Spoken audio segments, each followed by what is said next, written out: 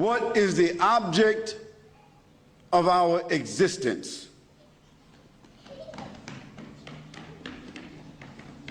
And what is the wisdom behind the creation of man and this tremendous universe?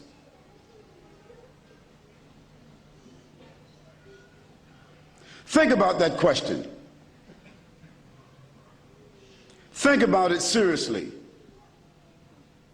Now, some people will argue that there is simply no proof of any divine origin of this world. And there's no proof that there's a God. And there's no proof that this universe has come about through any divine purpose. There are those who argue that, and some of them, they occupy some of the higher places in academia, in government. Some of them occupy some of the elite positions in society and in our lives. Some of them are called central personalities, but they themselves are confused. They also have their own frustrations. And I'd like to share a statistic with you. The greatest amount of misery, the greatest amount of suicide, the greatest amount of confusion and disparagement exists among that class of people. So evidently, even they don't have the answers.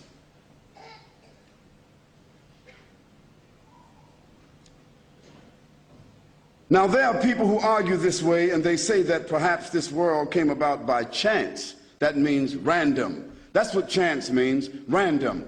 Like going to the gambling house. You call it here the gaming rooms. They have a nice name for it here.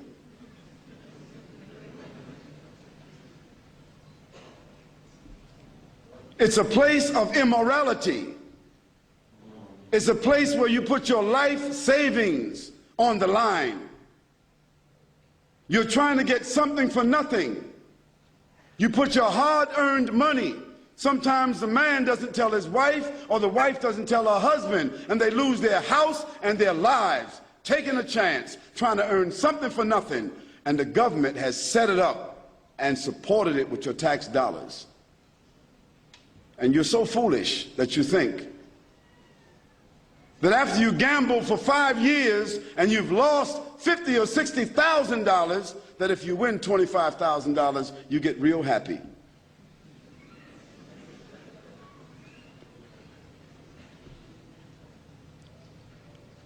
So thinking that this world came about by chance is the same as thinking that when you put money in a slot machine that the numbers come up by chance. They don't.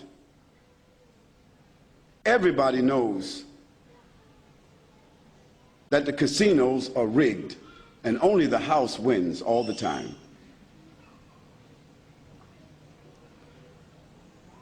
But to think that this world came about in the same way that people gamble, random choice, well, let's put that to a test.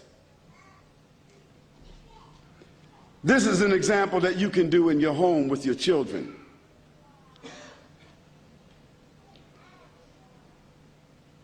Take 10 marbles, number them 1 to 10,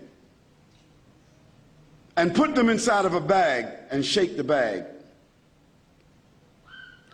And then close your eyes without looking inside that bag. Pull out number 1, pull out marble number 2, pull out marble number 3, in that order. Just 10 marbles, that's all. 5, 10. What do you think the chances are pulling out those 10 marbles in that order without looking at them? Does anybody here that's a mathematic genius, knows about calculus, knows the random chance? Does anybody know the chance? 26 million to 1. That's only 10 marbles. That's called a micro example. Now let's go a little bit further out to a macro example. The Earth that we are on is one planet among 9, or some people say 11, in our solar system, isn't it? And our sun that gives energy and light and gravity is the center of our solar system. And our sun is only one star, and it happens to be one of the smaller stars in our galaxy called the Milky Way. And the Milky Way is only one of the smaller galaxies in the nebula called the Andromeda. And the Andromeda has itself millions of galaxies like the one that our sun is a part of.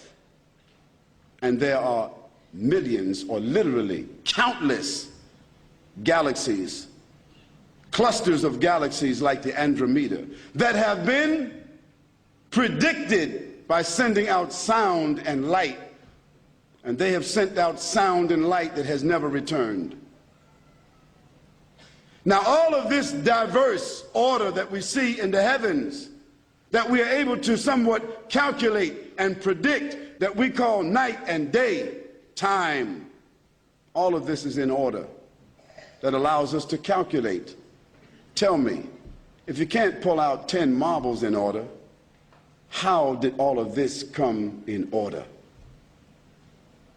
Evidently, man didn't do it, because man is only a drop of water on the earth, significantly nothing. You can't even see him if you get a certain distance. He's forgotten about. So I say to you, certainly, this whole great world with all of its great orchestration could not have just come together.